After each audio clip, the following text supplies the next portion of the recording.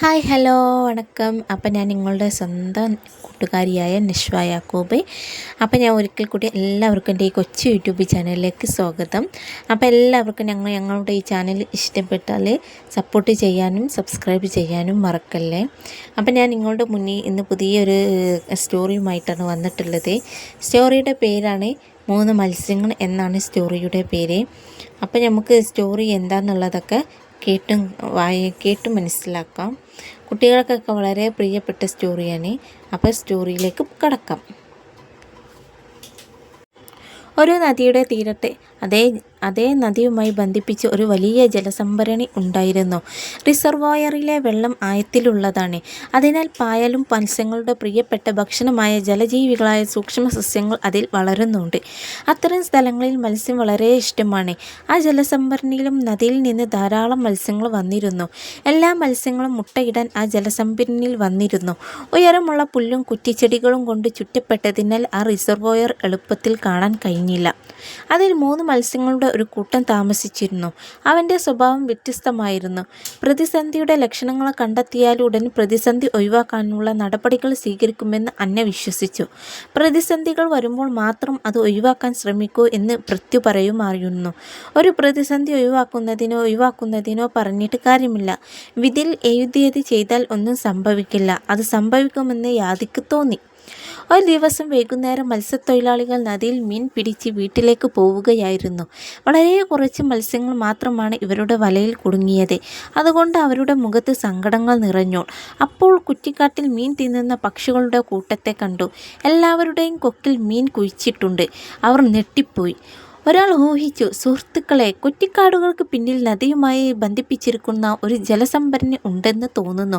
അവിടെ ധാരാളം മത്സ്യങ്ങൾ വളരുന്നുണ്ട്. ആഹാ, ഈ റിസർവോയറിൽ മത്സ്യങ്ങളുണ്ട്. ഇന്ന് വരെ ഞങ്ങൾ അതിനെക്കുറിച്ച് പോലും കണ്ടെത്തിയിട്ടില്ല. ഞങ്ങൾ ഇവിടെ ധാരാളം മത്സ്യങ്ങൾ കണ്ടെത്തും, രണ്ടാമൻ പറഞ്ഞു. മൂന്നാമൻ പറഞ്ഞു, ഇന്ന് വൈകുന്നേരം വീയാൻ പോകുന്നു. നാളെ രാവിലെ ഇവിടെ വന്ന് വല വീശു. ഇങ്ങനെ 2ാം ദിവസത്തെ പരിപാടി ശരിയാക്കി മത്സ്യത്തൊഴിലാളികൾ പോയി. 3 മത്സ്യങ്ങളും മത്സ്യത്തൊഴിലാളികളുടെ വാക്കുകൾ ശ്രദ്ധിച്ചു. അന്യ മത്സ്യം പറഞ്ഞു, സുഹൃത്തുക്കളെ, നിങ്ങൾ മത്സ്യത്തൊഴിലാളികളെ ശ്രദ്ധിക്കൂ.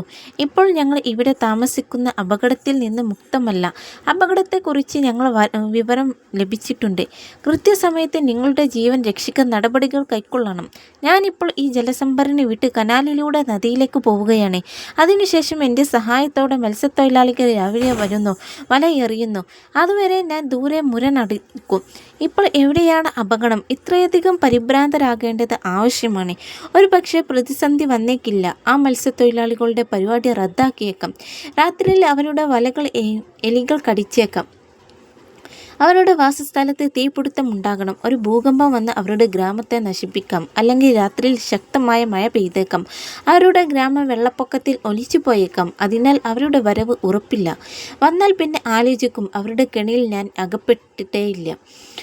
യതി തൻ്റെ നിർഭാഗ്യമായ കാര്യം പറഞ്ഞു. ഓടിപ്പോയിട്ട് ഒന്നും ചെയ്യാനായില്ല. മത്സ്യത്തൊഴിലാളികൾക്ക് വരണമെങ്കിൽ വരും, കെണിയിൽ വീഴണമെങ്കിൽ നമ്മൾ കുടുങ്ങും. മരണം വിധിയിൽ എഴുതിയിരിക്കുന്നു. അതിനാൽ എന്ത് ചെയ്യാൻ കഴിയും? അങ്ങനെ അതേ സമയം പോയി. പൃഥ്വിയും യദും റിസർവോയറിൽ തുടർന്നു. നേരം പുലർന്നപ്പോൾ മത്സ്യത്തൊഴിലാളികൾ വലയുമായി എത്തി. ജലാശയങ്ങളിൽ വല വീശി മീൻ പിടിക്കാൻ തുടങ്ങി. പ്രതിസന്ധി വരുന്നത് കണ്ടപ്പോൾ പൃഥ്വി തൻ്റെ ജീവൻ രക്ഷിക്കാനുള്ള വഴികളെക്കുറിച്ച് ചിന്തിക്കാൻ തുടങ്ങി.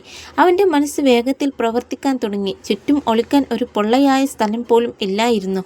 അപ്പോഴാണ് ആ ജലസംഭരണി ചത്ത ഒരു കൊക്കിൻ്റെ ജഡം ഏറെ നാളായി പൊങ്ങിക്കിടക്കുന്ന കാര്യം അയാൾ ഓർത്തത്. അവൾക്ക് അവൻ്റെ രക്ഷയ്ക്ക് വരാം.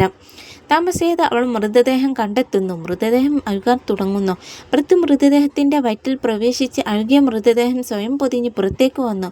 അധികം താമസിയാതെ പൃഥ്വി മത്സ്യത്തൊഴിലാളികളുടെ വലയിൽ കുടുങ്ങി. മത്സ്യത്തൊഴിലാളി തൻ്റെ വല വലിച്ച് കരയിലെ വലയിൽ നിന്ന് മത്സ്യത്തെ മറിഞ്ഞു. ബാക്കിയുള്ള മത്സ്യങ്ങൾ കഷ്ടപ്പെടാൻ തുടങ്ങി. പക്ഷേ പൃഥ്വി ചത്ത മത്സ്യത്തെ പോലെ കിടന്നു. മത്സ്യത്തൊഴിലാളിക്ക് ചീഞ്ഞളിഞ്ഞ മണം അനുഭവപ്പെട്ടപ്പോൾ അയാൾ മത്സ്യത്തെ നോക്കാൻ തുടങ്ങി. അവൻ അനങ്ങാതെ കിടന്ന് പൃഥ്വിനെ എടുത്തു മണത്തു. അച്ഛാ, ദിവസങ്ങളോളം ചത്ത മത്സ്യങ്ങളാണിവ. അത് ചീഞ്ഞൊളിഞ്ഞതാണ്. ഇങ്ങനെ പിറുപിറുക്കുന്ന വായ ഉണ്ടാക്കി മത്സ്യത്തൊഴിലാളി പൃഥ്വിനെ ജലസംഭരണിക്ക് എറിഞ്ഞു. വെള്ളത്തിൽ വീണയുടൻ മുങ്ങി സുരക്ഷിതനായ ആഴത്തിലെത്തി ജീവിതം നന്നായി ആഘോഷിച്ചു. യതിയും മറ്റൊരു മത്സ്യത്തൊഴിലാളിയുടെ വലയിൽ കുടുങ്ങി ഒരു പെട്ടിയിലാക്കി. ഭാഗ്യത്തിൻ്റെ അടിസ്ഥാനത്തിൽ ഇരുന്ന യതിയും മറ്റു മത്സ്യങ്ങളുടെ അതേ കൊട്ടയിൽ മരിച്ചു. ഇതാണ് ഇന്ന് നമ്മുടെ സ്റ്റോറി. അപ്പം നിങ്ങൾക്കെല്ലാവർക്കും നമ്മുടെ സ്റ്റോറി ഇഷ്ടപ്പെട്ടാൽ സപ്പോർട്ട് ചെയ്യാനും സബ്സ്ക്രൈബ് ചെയ്യാനും മറക്കല്ലേ. Okay, bye. കമൻറ്റ് ബോക്സിൽ കമൻറ്റ് പറയണേ, ലൈക്ക് അടിക്കണേ.